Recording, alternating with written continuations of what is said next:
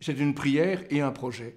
Maranatha, c'est une prière qu'on trouve à l'avant-dernier verset de la Bible. Dans l'Apocalypse, on trouve en grec, mais Maranatha, c'est de l'araméen, ça signifie « Viens Seigneur ». C'est la dernière prière de la Bible. « Oh oui, viens Seigneur Jésus ». Alors, c'est une phrase, une prière qui me touche beaucoup. Et donc, j'ai voulu donner ce nom-là à ce projet parce que notre projet, c'est de prier ensemble pour la guérison du cœur humain.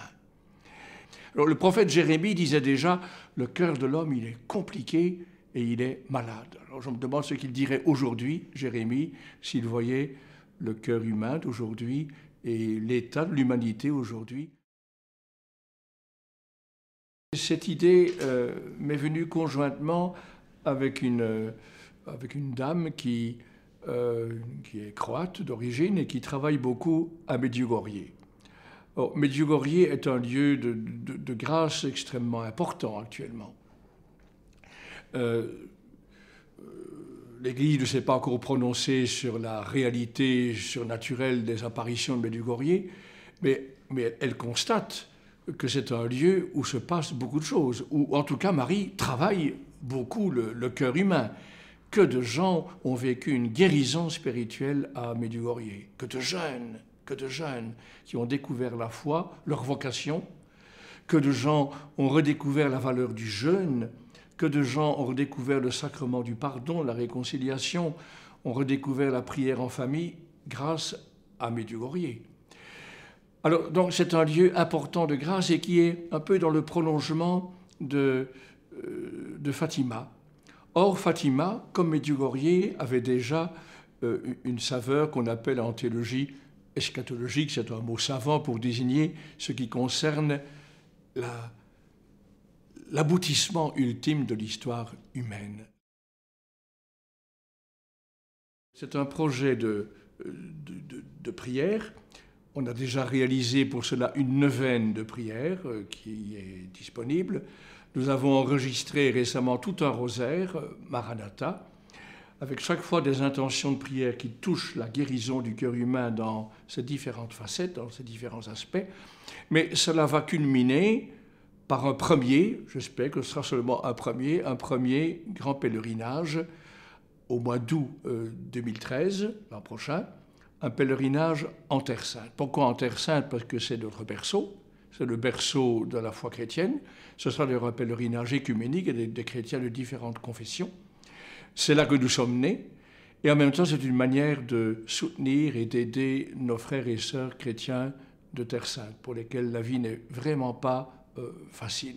Et là où nous sommes nés, nous voudrions ensemble prier, jeûner, intercéder, nous engager, faire preuve de solidarité afin qu'ensemble nous collaborions à la guérison de notre propre cœur et la guérison de l'humanité. D'ailleurs, il y aura 3 grands jours de prière, d'intercession, de jeûne pour la guérison de l'humanité.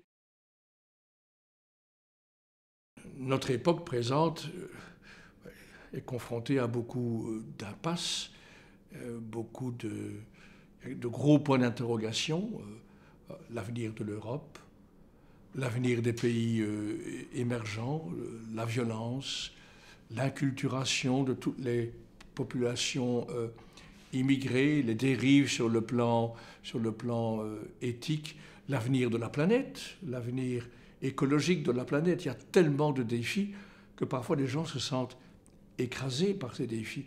Et notre conviction, c'est que la solution de ces défis passe de manière centrale par la conversion du cœur. Elle s'adresse à des chrétiens, qu'ils soient orthodoxes, catholiques ou protestants ou anglicans. Ce ne sera pas une entreprise franco-belge, hein, ce sera une entreprise plus large, donc ce sera international, donc on y parlera plusieurs langues. Une entreprise écuménique, mais ça s'adresse ça ne s'adresse pas uniquement à un public sélect, à un public choisi.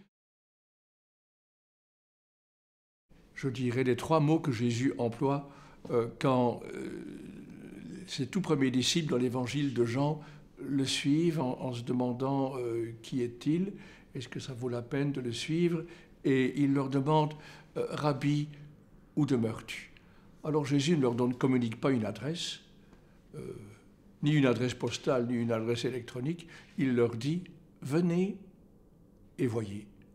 Moi, je dirais la même chose. Voilà un projet qui est né au cœur de quelques croyants, qui intéresse déjà pas mal de monde. Mais la meilleure manière de participer à cette entreprise, c'est venir et voir.